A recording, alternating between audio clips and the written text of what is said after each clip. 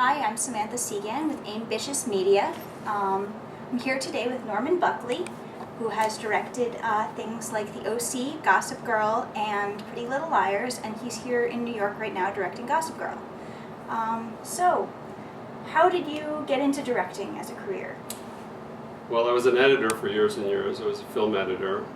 I started working with Stephanie Savage when she was working with a director named McGee on a show called Fastlane.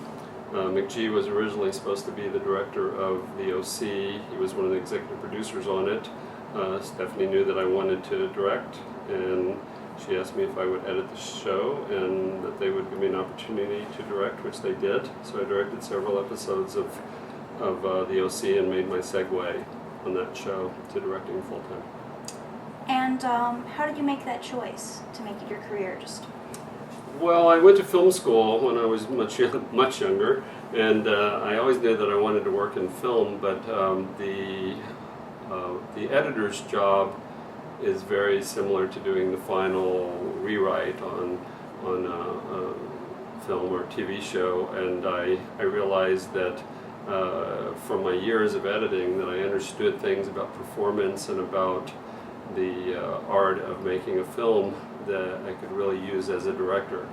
So would you say it gives you a particular psychological insight to direct, or what does it teach you about life? Well, I think in order to be a good director you have to have a good understanding of psychology and a good understanding of why people behave as they do, because the director's job is certainly about reminding the actors to find behavior which reflects the psychological side of the story. So yes, I think the answer to your question is yes. I asked a yes or no question.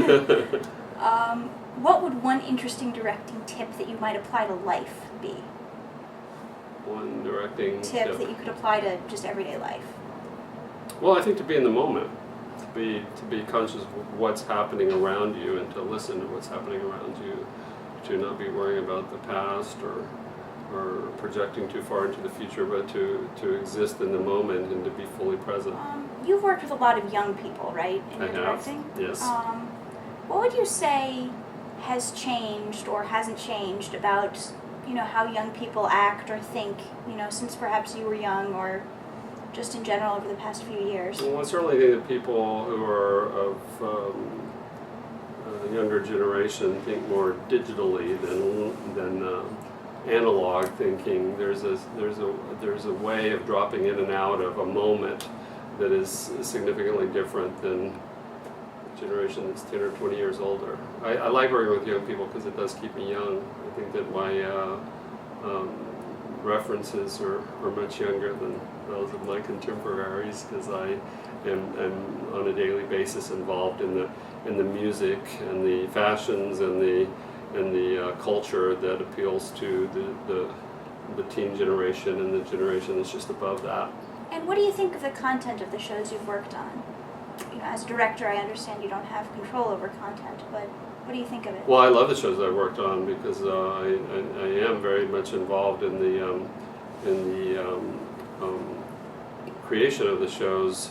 The people that I've worked with, Josh Schwartz, Stephanie Savage, some of the others on some of the other shows, they involve me a lot. I like the fact that a lot of the teen shows, my friends call me the king of teen drama because I do so many of them, but I think that the thing that's wonderful about them is that they're about universal problems. The kids in the shows may be 20 years old or younger or slightly older, but they could be 30 years old, they could be 40 years old, they could be 50 years old. The shows are about human behavior and the problems of relationships.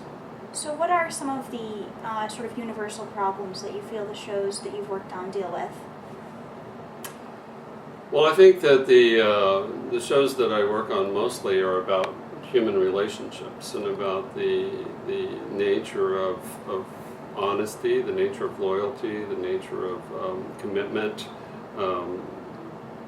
Obviously, various shows have all kinds of melodrama in them, but I think fundamentally they are about who who are the people that we want to be, and how do we get to that? I think that's the nature of drama, really, is how do we become the person that we want to be. Do you find that your own personal journey toward who you want to be influences your work, or your work influences your own, I guess, life philosophy? Yes, absolutely. I mean, one of the things that I try to pay particular attention to is that if a character is acting badly in an episode, I always ask the actor to have that momentary thought of questioning themselves as to why they're acting badly.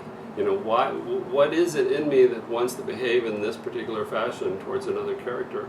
And certainly, as I try to become a more conscious human being, that's something that I think about, is why am I behaving as I'm behaving right now, to try to live a conscious life. And so, yes, certainly that is something I try to work into the shows that I work on, and something that I try to aspire to in my own life as well. So what advice would you give to people in college, or people just starting their careers? Well, what I tell I do teach, and one of the things that I tell my students is to be specific about what they want, but to also be flexible enough to go with which way the tide is moving. I find that when people call me for advice, or students who are looking to get into the business, when they first start out, there is oftentimes a vague quality to their questions, and I think it's very important to be specific about what it is your goals are, and those goals may change. Certainly my goals changed over time, but I think that it's very important to be specific about the goals that you have. Well, thank you. It's been a pleasure talking to you today. Thank you. This has been Samantha Segan with Ambitious Media talking to Norman Buckley.